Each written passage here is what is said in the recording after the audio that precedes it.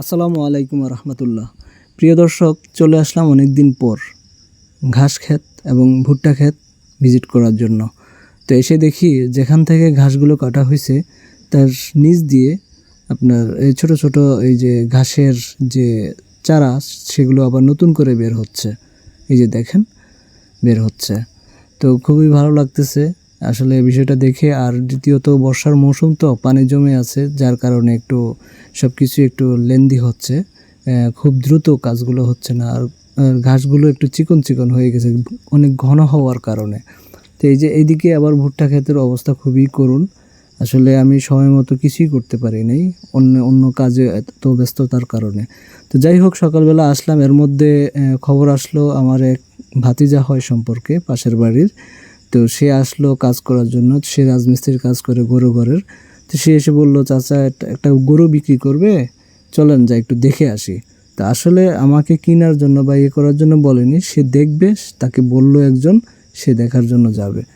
আসলে এখানে দেখেন এই যে ভুট্টা গাছের যে বেড়াটার আবার এখানে নতুন করে আবার কেটে ফেলছে। আসলে যারা এই কাজটা করে, কেন করে, কিসের আশায় করে, আমি কিছুই বুঝতেছি না। আল্লাহ কি তাদেরকে সেই বুঝ দিবে না কখনো? আল্লাহ তাদেরকে বুঝ দাও, আল্লাহ তুমি তাদেরকে হেদায়েত দাও। না হলে আল্লাহ তুমিই ভালো জানো তুমি তাদেরকে কি করবে। আল্লাহ তুমি তাদেরকে হেদায়েত নসিব করো।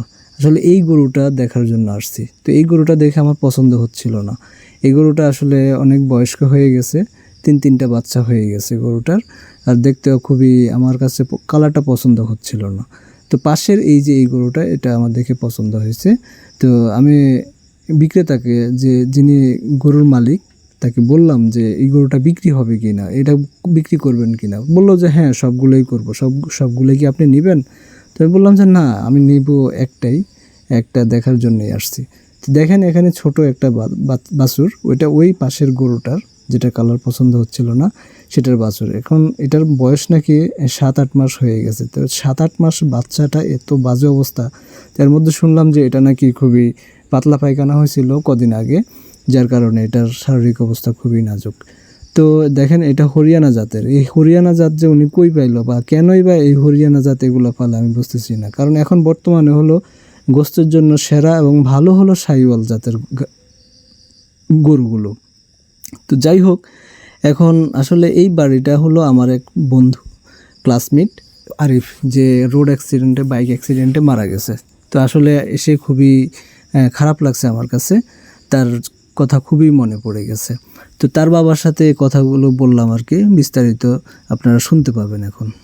বুঝুনি আজ শুক্রবার বাজার নেই যাচ্ছিলাম কোথা চুক্তি হলো না।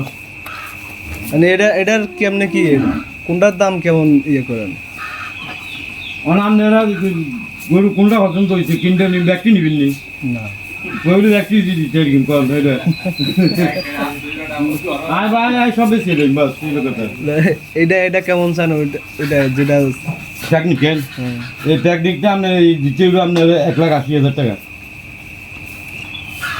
1,80,000? হ্যাঁ, আর এটা আমি 1,20,000 টাকা দিয়ে কিনছি। আমি এটার থেকে বাচ্চাটা পাইছি, ওই বাচ্চা এটা হরিয়ানা, এটা হরিয়ানা, এটার বাচ্চা এটা, বুঝলি? ওইটার বাচ্চা এটা না? ওটার বাচ্চা এটা হরিয়ানা, এটা হরিয়ানা, এটা হরিয়ানা, এটা হরিয়ানা যাচ্ছে, এটা শিখে উঠছে। এই ওইটারও সেই দূরে গেছে। হরিয়ানা জাত পাইলেন কি? হরিয়ানা আমি কিনছি, আমার শখ, আমি তো পাইছি। আমি অন কিনতে কিনতে পারেননি, একটা বাবা কিনল। বাবা? হ্যাঁ, এই একটা আইনুম আমি ইয়ে তো ওই কিটা বাবা তো বাংলাদেশে অনুমোদন নাই না, অনুমোদন নতুন নাই, ইয়া পাওয়া যায় ওই যে আপনার ইয়া এটা লই তো যত কেলেঙ্কারি চলতেছে না শনিবার না ওই না নিমশের নাকি এটা বাজার আছে বলে ইন্ডিয়ার তুললাম এই গরুটা মিশানি তো, মিশানি বাজার। আমি এখান থেকে একটা আইনুম শখ মরিচ যাই আর এটা যদি একটা কিনি হালি দিতে পারি। হ্যাঁ না, এই তো অন যাইতাম না, অনটি আরো যেতেছি 1,20,000 টাকা লই মাই ডেলিভারি অপারেশন হয়েছে, অন ইয়া ক্লিমার হয়েছে, বুঝলি? এটা সালাটা তুই ফাওটা এটার মাঝে উঠাস না, এটা কাইলে বাঞ্চি এরি, এটা ডরে ফা উঠায় না, এটা মাঝে ফা উঠাইলে তো খাইতে পারে।